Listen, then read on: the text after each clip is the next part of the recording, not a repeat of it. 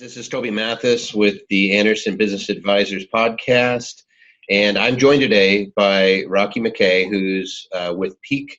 Is it Peak Care, Rocky? Yeah, Peak Care Assisted Living Homes. Yeah, and we're going to be talking about assisted living, residential assisted living specifically. But before we jump into that, I just want you to get to know our resident expert today, Rocky. Why don't you give them a little bit of background on who you are, where you grew up, and all that fun stuff. Hello, everyone. Yeah, I'm Rocky McKay. I originally grew up in Idaho, and I've been living down here in Scottsdale, Arizona now since '97. And so I got into the residential assisted living homes, started getting into it about almost 4 years ago now, when we started researching of what needs to be done, and then we launched our company and have been successfully operating now for a little over 2 years. Yeah, that's fantastic. A lot of folks don't know exactly what assisted living is or residential assisted living. So could you break it down into bite-sized pieces so they understand what we're talking about? Yeah, so I mean, really there's two things for assisted living. You have the big box facilities that you always see everywhere, the big 100-person places and everything like that. And as residential assisted living is, you're really in homes in neighborhoods. You can drive by one of our homes and not even know it's a residential assisted living home. It's just a house, right? They're just everybody. A house, yeah. Just shared home with a bunch of residents, and maybe it's been tailored so they each have a bathroom with their bedroom or something. Yeah. The insides have usually been remodeled to fit the needs of it, depending on what the individual is wanting to accomplish with that individual home. Mm-hmm. With my homes, they're all 10 bedrooms homes. So we do have a lot of bathrooms, a lot of bedrooms that we've remodeled our homes into. So it just varies from state to state on how many rooms you can have, compared to how many residents. But in Arizona, we can have up to 10 in a residential setting. Mm-hmm.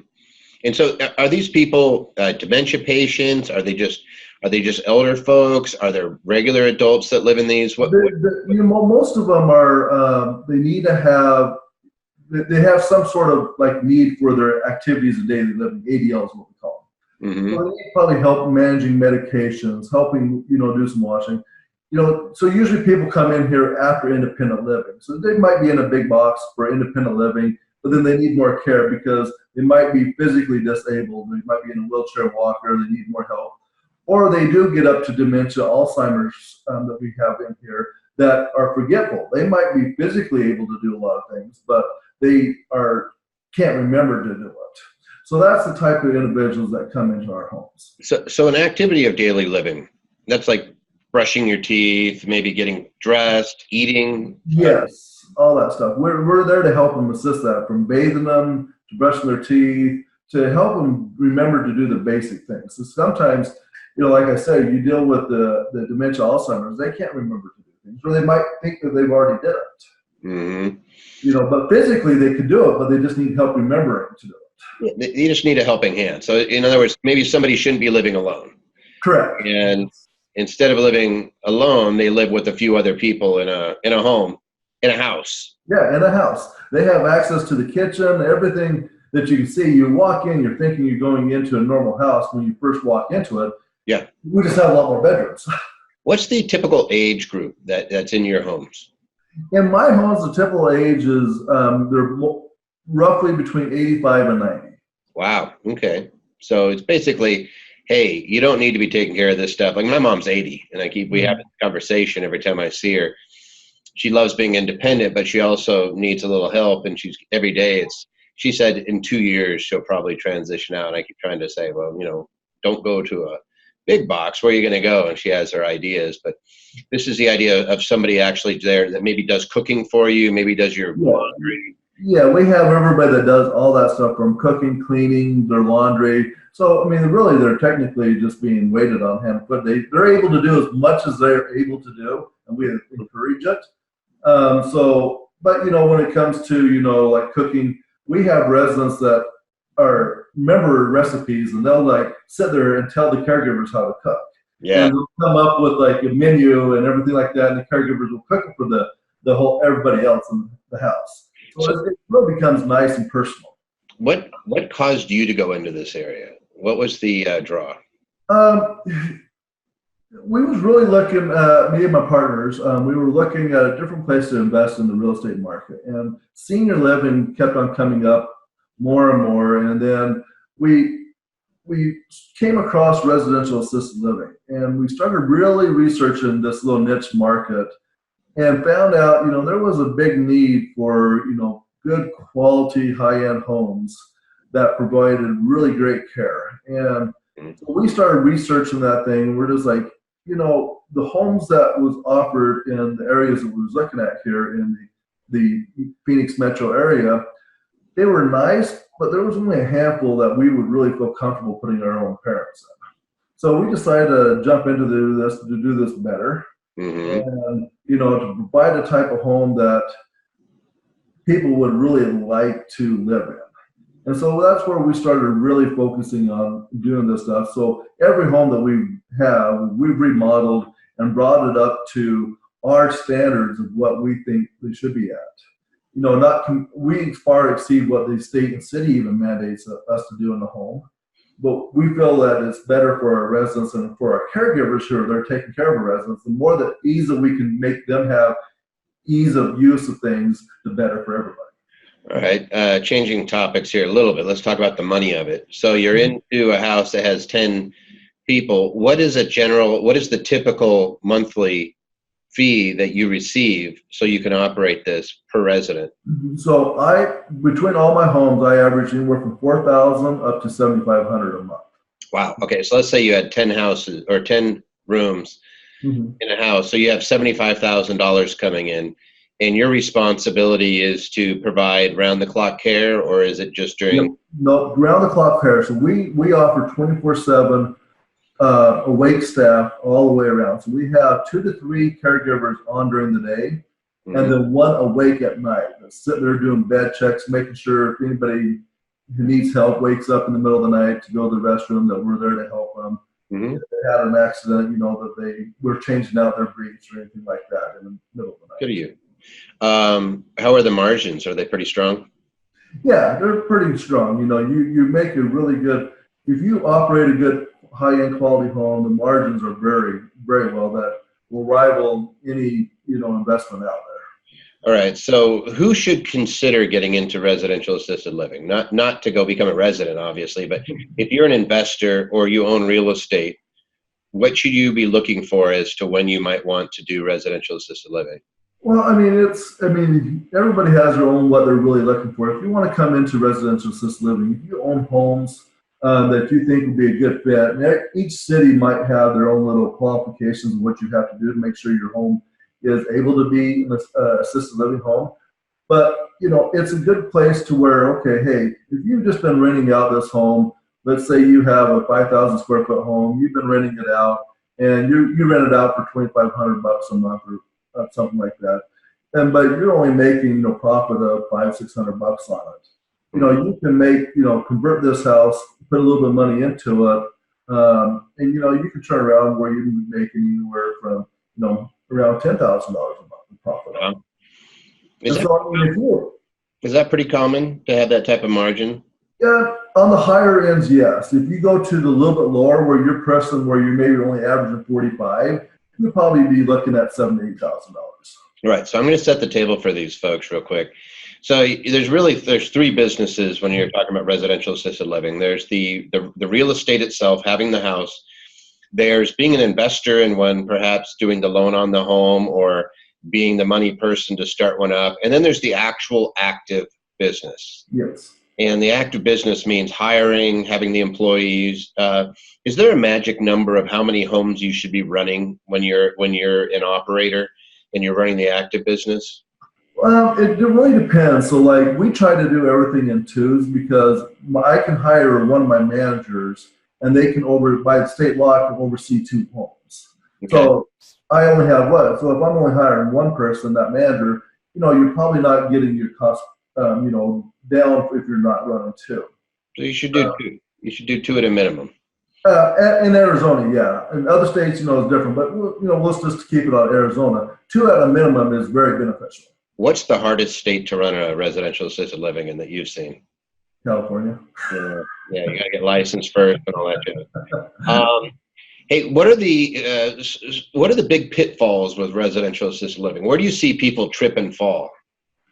Not understanding the operation side of how much daily involved you have to be into it. You get investors come in here, they know real estate, they come in here, they find a good home, they convert the home, they do everything, and then they struggle of trying to find somebody to get to manage it. This is such a niche market where it's very hard. People want to know who the owner is or who's making those decisions. And with these investors or real estate people that own real estate, and they might be out of state or anything like that, it's very hard for people to come to terms of like, well, who is this? Can this home disappear on us really quickly? So that's the biggest pitfall I see. Okay, that's fair enough. Do you see people getting into this, getting in over their head, and then having to bail, dumping it or bailing it to? Oh, yes. I've talked with 3 different people that have done this before. They've gone into it, remodel it. He wasn't able to get it filled up or get the traction they wanted to, and they ended up just turning around and selling the homes out to other people. Rather than doom and gloom, do you have any success stories? Anybody that's done a really great job, or you're like, man, that's really awesome what these people did? Yes. There's, I sit on the association, the Arizona Association for Assisted Living Homes. So I got to know a lot of the homeowners around here. I've seen some great people that come in here, opened up homes, and just really did it right and hired the right people and been able to come in and do it right. And they're happy with their investments. I mean, yeah, there's 3 or 4 homes that I've helped out with that have become very successful.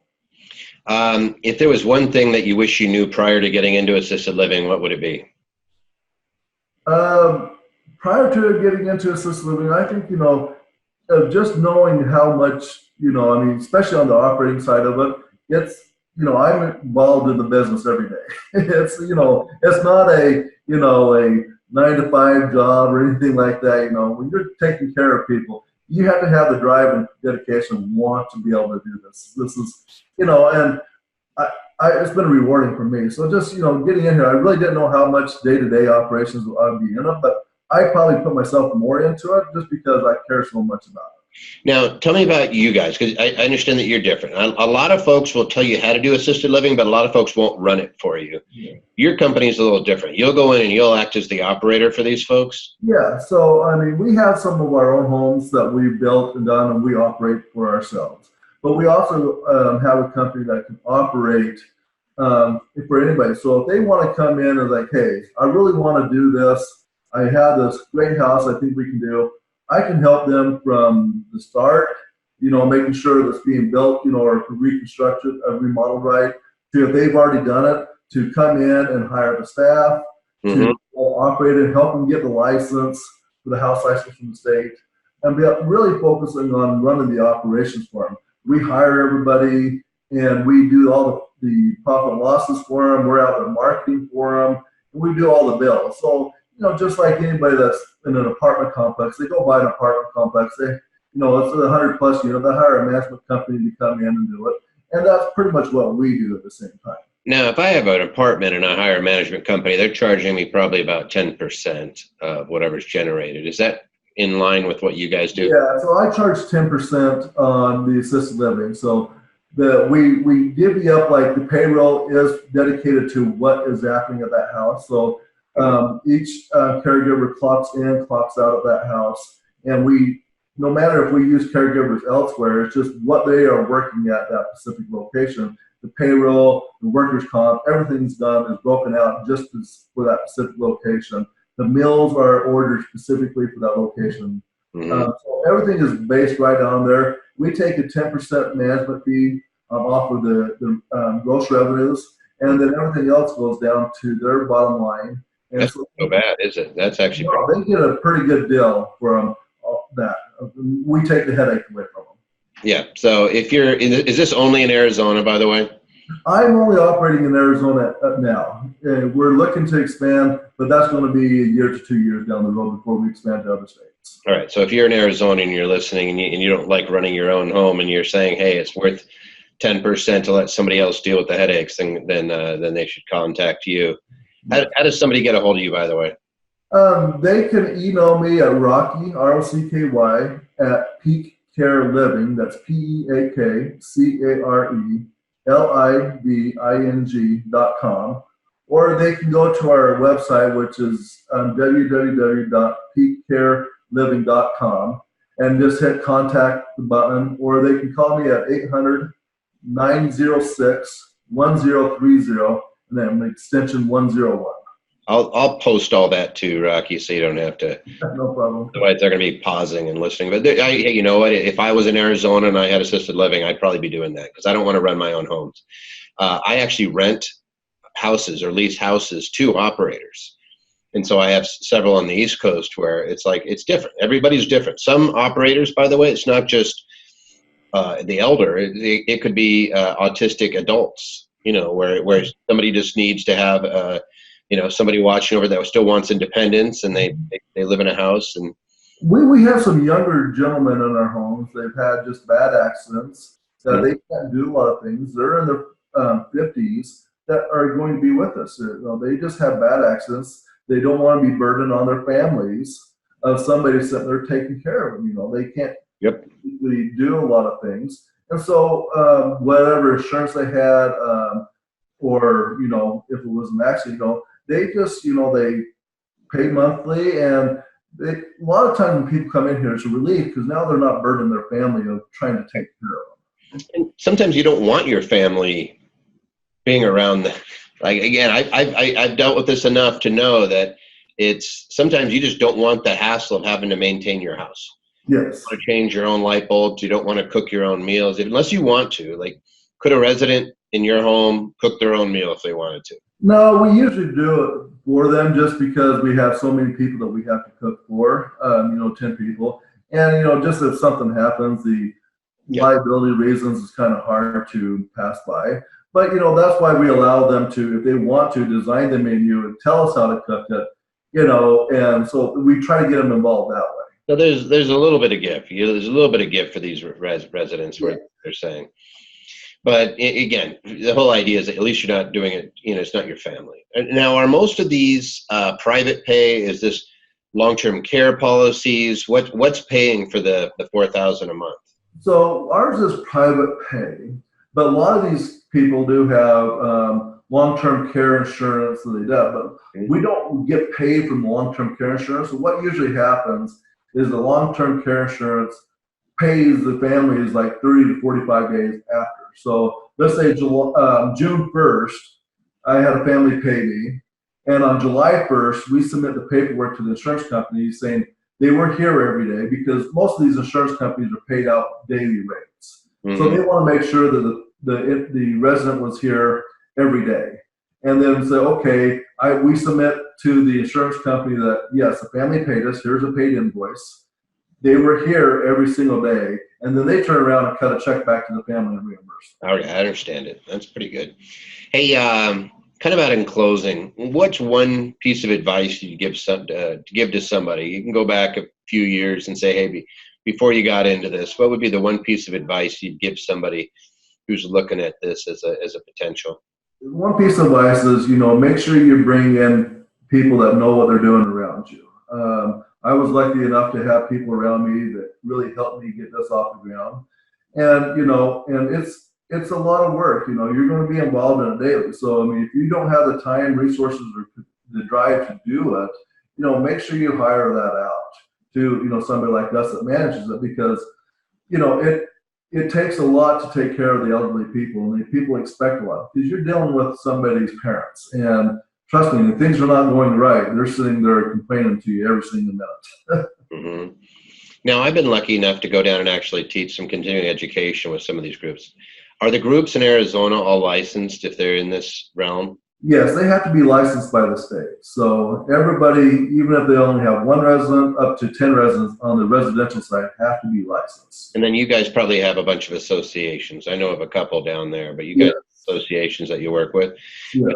Something you tell somebody is work with folks that are within an association, or would you go outside of it?